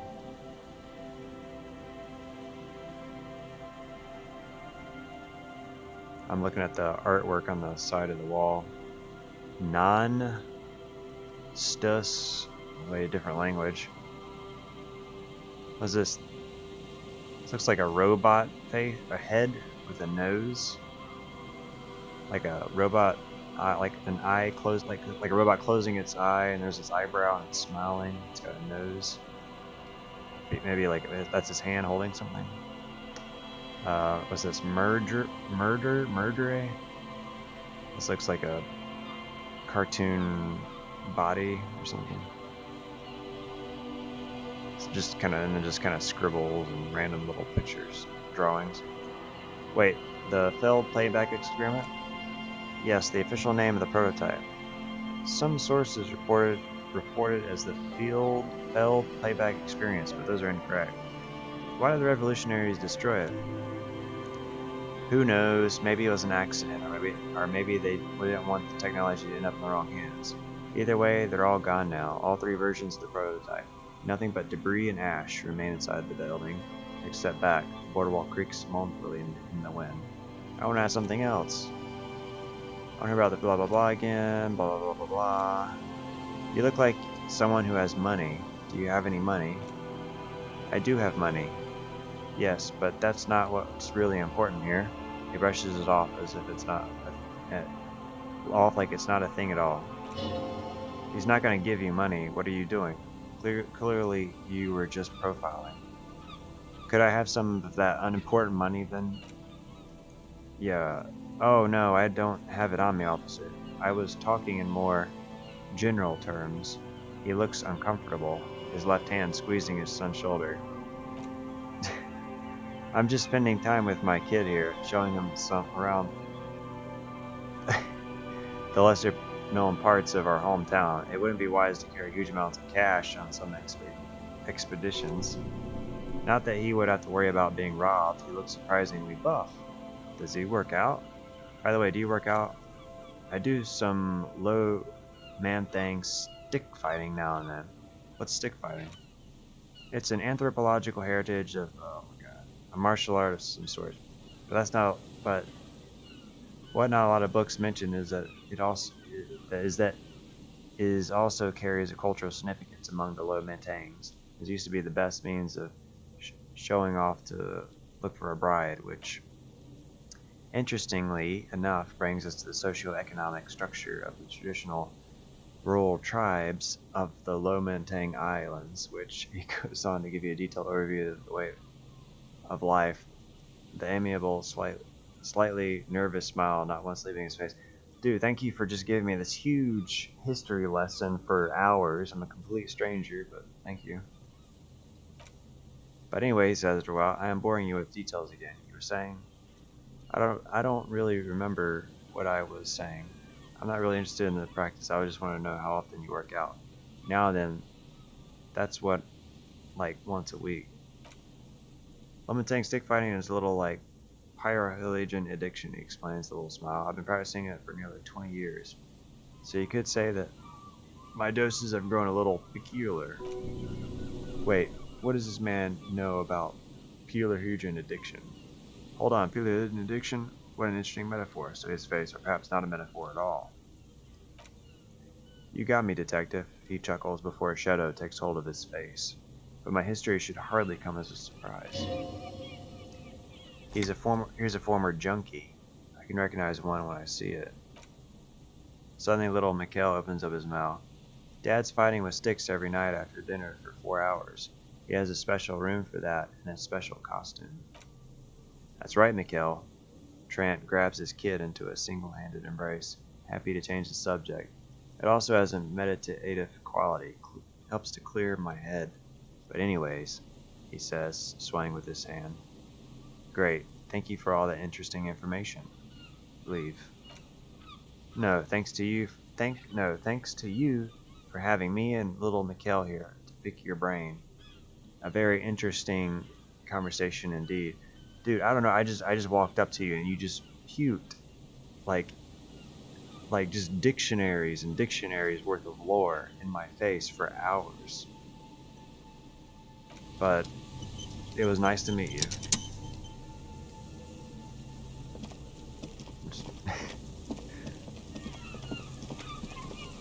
That was just a lot of information. Let's see.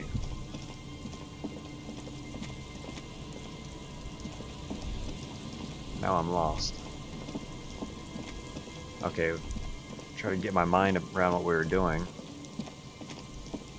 This game has so many distractions. The trap, of course, is what we're going for, which is supposedly at the canal. Oh, and we don't have to pay $20 to the stupid hotel guy anymore because we have a place to stay now, thanks to the nice old lady. She gave us a key to stay in a beach house. Just gotta find our way through this maze. Probably helps to zoom out.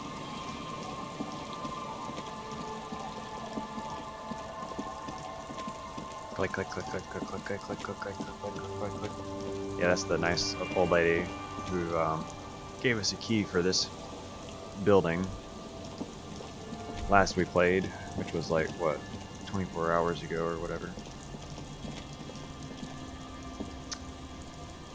Hello, sir or ma'am? I guess. Oh man.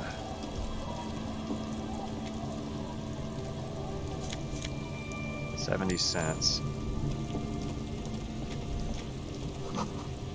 The ladder leads to a school of fish swimming in the kelp. I like exploring, but I wish the game gave you more time to explore. I feel like you just go to like from one conversation to another, like just so fast in this game. And the conversations ain't, you know, small little conversations like, "Hi, how are you? Adventure, blah blah blah blah blah." It's like blah blah blah blah blah blah blah blah blah blah blah blah. I mean, it's interesting, but Aye, officer. Lillian the net picker. Aye, officer. A woman in a raincoat stands on the quay considering an overturned boat. A sword in a scabbard. A sword? Oh, that's pretty cool. Can I hold your sword? Anything I can help you with? As always, I am the law. Are you now? There are a lot of law bringers around Martinez, but not a lot of law. I guess men with authority have their quirks. What brings you here, lawbringer? Where am I? A fishing village on the seashore. This place doesn't really have a name. It's sometimes called Elysium. Elizabeth. The sign on the street leading here is illegible. Has been since they built this place. The wind rattles her earrings. I just noticed she has fishing hook earrings. That's interesting. I have questions. The first one is, what's your name? The name is Lillian. People call me Netpicker. I think I have time for questions, and that was actually the second one. You know, actually, it just occurred to me, you know, your earrings are fishing hooks, but ain't that dangerous? I mean, like, okay, if you got like a, I don't know, like a boyfriend or girlfriend or whatever, you know, and you're leaning in to kiss them or something, you're gonna be poking them or stabbing them with your, you know, your hooks. And not only that, you could hook yourself. You know, if you're laying down on the couch or sitting back, you could stab yourself. That's kind of dangerous. Unless maybe they're filed down so they're not pointy, then I guess that'd be okay. But still, I don't know. That doesn't look like it's filed down. That looks like a sharp point to me.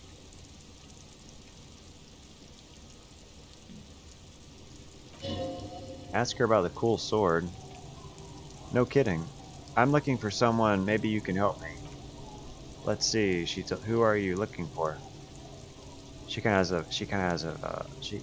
has an accent. I like to ask something else. Well, how can I assist you then, officer? I'm looking for someone actually. Oh, who? I like to ask something else. Well, how can I assist? Okay. What do you do around here? Like I said, I fish mostly. I sail the seas, take care of the kids. I pick nets. Right now I'm tiring a little skiff. What else? I sell the fish to people in the delta to serve at their fancy restaurants. Authentic and silly Indian cuisine. Is that enough to make a living? Sometimes I also walk the beach to see what the sea has given up. The sea is full of surprises. Oh yeah, in this place I guess people don't need permits and licenses and all kinds of crap like that in order to do things. Like in real life. Like in real life, if you wanted to catch fish or something, you needed a million different licenses and permits. On top of, you know, your license to breathe oxygen. This is what I call a conversation. You don't have to be guarded right now. Interesting. What have you found? Wood. Pieces of glass. Every once in a while we see dead bodies. Human, animal, fish, odd sea creatures. A mine washed ashore once. Hopefully not a live mine. She looks at the beach and continues. Bottles, drugs, lost cargo in general. But most of the time, it's just wood and glass. You should tell me more about human bodies. Well, you're barking under the wrong tree, officer. She shakes her head. I have no interest in floaters. Seen enough of them in my life already. A very unattractive bunch. Nice sword. Point at the saber on her hip. Does it come with a story? Oh, she has a saber, like a pirate saber, I guess. Unfortunately, the factory sold this one with a 3-year warranty instead of a story. She smiles at her own joke. It's too intimate. It's to intimidate folks, mostly. Hold on, do you know how to use it? Not really, she glances at the blade. I know some basic moves, and I know it sure as heck beats a knife when you're in a tough spot. Isn't that what guns are for? Yeah, you need a gun, America. It is imposing. It's a regular mass-produced sword, like a shovel or an axe. Nothing fancy, just for intimidation. Why do you need intimidation tactics? From time to time, people need a lesson in respect. That's just the way it is. Back in the day, I caught the eyes of many men, and believe me, she added, men need a lesson in manners from time to time. Can I borrow it? No. I'm afraid not. Her eyes are smiling as her hand moves to the hilt, attempting to confiscate the blade. I used to keep these animals in check. You would put me in an early grave. She's making a joke, her voice softens. Why don't more women arm themselves if it's so effective? What makes you think we haven't? She smiles. The truth is that almost everyone in this life is scared and tired and stupid and too dull for that. That goes for men too, but they put on an act for us, pretend like everything's good and living in craft doesn't bother them, like anyone falls for that. Behold, point to the expression on your face. Her eyes meet yours and suddenly she starts laughing. It's hoarse and as if she hasn't laughed in a while. Not bad. I made her laugh. Do you like, find someone else laugh. Do you like, oh, so you think I'm a clown? Oh my god, what was that? How did that line go from Goodfellas? You think I'm a clown? Do you like it? Sure. Her face straightens. It looks as if you could face down any horror in the world with that same unchanging grin. It's like a shield. So where are the men now? Some went to patch their wounds, their lesson learned. Others were more thick-headed. She looks down. And one of them I ended up marrying. Wait, why, if they're thick-headed? Guess I enjoy the way he bled. Her expression doesn't change. It's hard to say if it's a joke. If it is, then why the melancholy? Where's your husband now? Gone. Gone? Coward, I would never leave anyone. He disappeared? No, there's nothing to find. He's dead. Oh shit. Oh no, I'm sorry about that. Oh. That's bad. What happened? Who knows? Maybe he fell over? She shrugs. He didn't respect the sea. Went out there drunk like a skunk. And sure enough, one day the boat was found floating empty. The bloated corpse turned up 2 weeks later. Jeez. Now, before you tell me how sorry you are for my loss, know that it was 4 years ago and I've moved on. There's only so much mourning you can do for a drunk with sinewy muscles. She really liked those muscles, though. It's in the way she pronounces sinewy. Yeah, death is nothing. Poop on death. You should have thrown yourself in the waves after him. What? Time really is the best cure for sorrow, isn't it? It's healthy to let go. Yeah, time. Us working folk don't have the luxury to be bedsickened with melancholy. She crosses her arms. I buried him, mourned for an appropriate amount of time, and went on.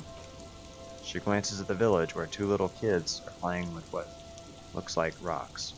Life didn't really change that much for me and the kids. This is neither a touchy nor a very interesting topic for her. She looks like she's ready to go on a date with a better drunk. Ask her, both of you could get some action. Wait, what? Oh god. Freaking electrochemistry. Do it. Hit on the widow. It's the right thing to do. Jesus. So I take it that your point of the suggestion heroic. You've got to be kidding. So I take it that's your skiff pointed the overtone boat. Sure is. The sun I call her coated with a fresh layer of tar just yesterday. It'll take some time for it to dry, assuming the sunny days continue. Sunny days? Put your hand in the rain. Aye. She looks at the rain circles in the water. Sunny days. You got a problem with that? No, ma'am. Good. It would have been bad news had it turned out it wasn't a sunny day. Bad news for the skiff. Bad news for the nets. Bad news for the kids. There's a moment's silence. She looks at the rain streaming down the yellow belly of the boat. Just a second. And when do you think the boat will be ready? In time, she replies with a nod and adds, when the sea turns and the winds settle, she will be ready. Waves wash the sand. A skiff moves across the mirror, smooth sea. Far away from here, a lone passenger, a fast sloop in the distance, white sails. Waves wash the sand. A skiff moves around the... She needs to go on a date with another drunk. Jeez. You think she really needs more of that after her man died at sea? But what do I do then? What if I told you it's actually possible to go on a date sober? Gather the crazy friends there. Where your session is highly experimental, possibly dangerous. I'm listening. For recorded history, men and women were able to do simple, very primitive things together sober. Acknowledge the situation and keep it basic. I'm a drunk, so I don't know if you noticed, so I usually ask people to drink with me. I have, and I don't really. She hesitates. This time, though, imitate drumroll. I thought I'd ask you for a walk. Lillian, walk with me. Just a walk? She feigns extreme surprise. I don't know, officer. I would not have taken you for an innocent perambulator. I am, that's why you should definitely agree. Is that a yes, ma'am? Is that a yes, ma'am? Is the walk happening? Please, please, come to a sober walk with me.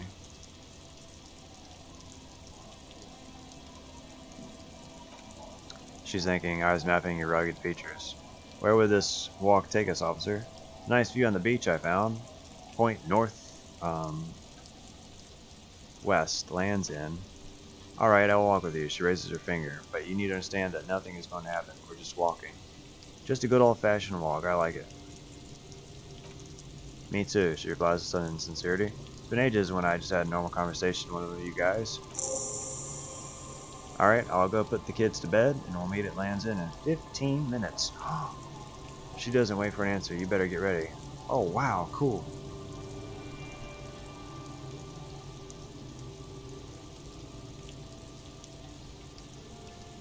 Waiting. End.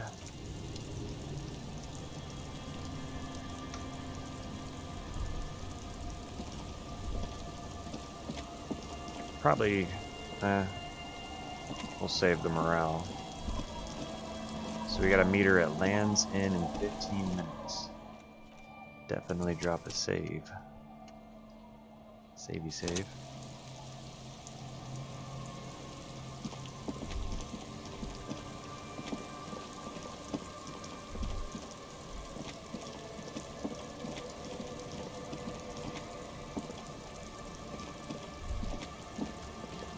But actually we can also, let me see, check our quests. You have a date with Lillian. Get to Land's End in the northern tip of the peninsula. Quickly, she's not going to wait for you forever. Spirit is eternal. Hold on to Spirit. Find Idiot's jacket. Return to the dead body. Inspect the traps. Time's like super slow though, so I think we got enough time to check the other trap, or look for the other trap.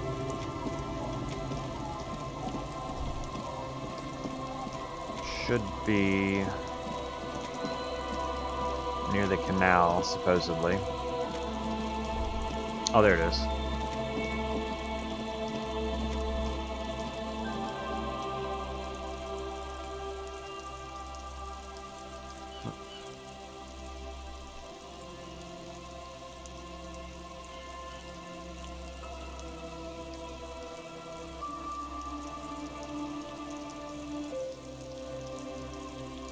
Alright.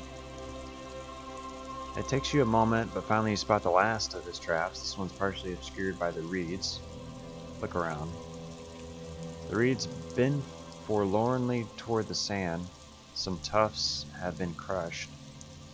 The broken stalks seem like a rebuke. The sound of the city center hums in the east.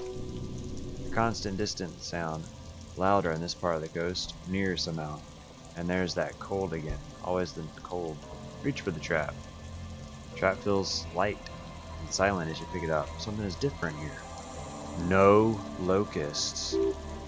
No phasmid either, but still. It's empty! Your voice echoes on the coast, carried by a gust of cold wind. Nothing, no trace of locusts or the phasmid. What happened? The reeds continue to hiss around you as you put the empty trap back on the ground. Time to consult the professionals. Oh no, I got a date. The character's got a date too, so.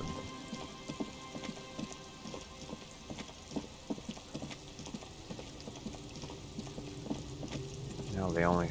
Wait, so we had a bubble circle. Seems the walker was either very confused or drunk out of his mind. Oh my god, I have no idea.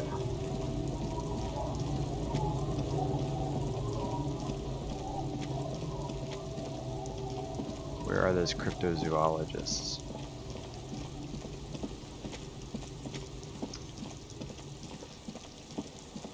Cryptozoologist, where be you?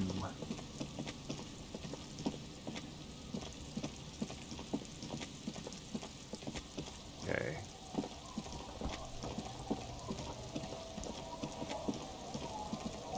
See, I wish I could zoom out more. Okay, they're not around here.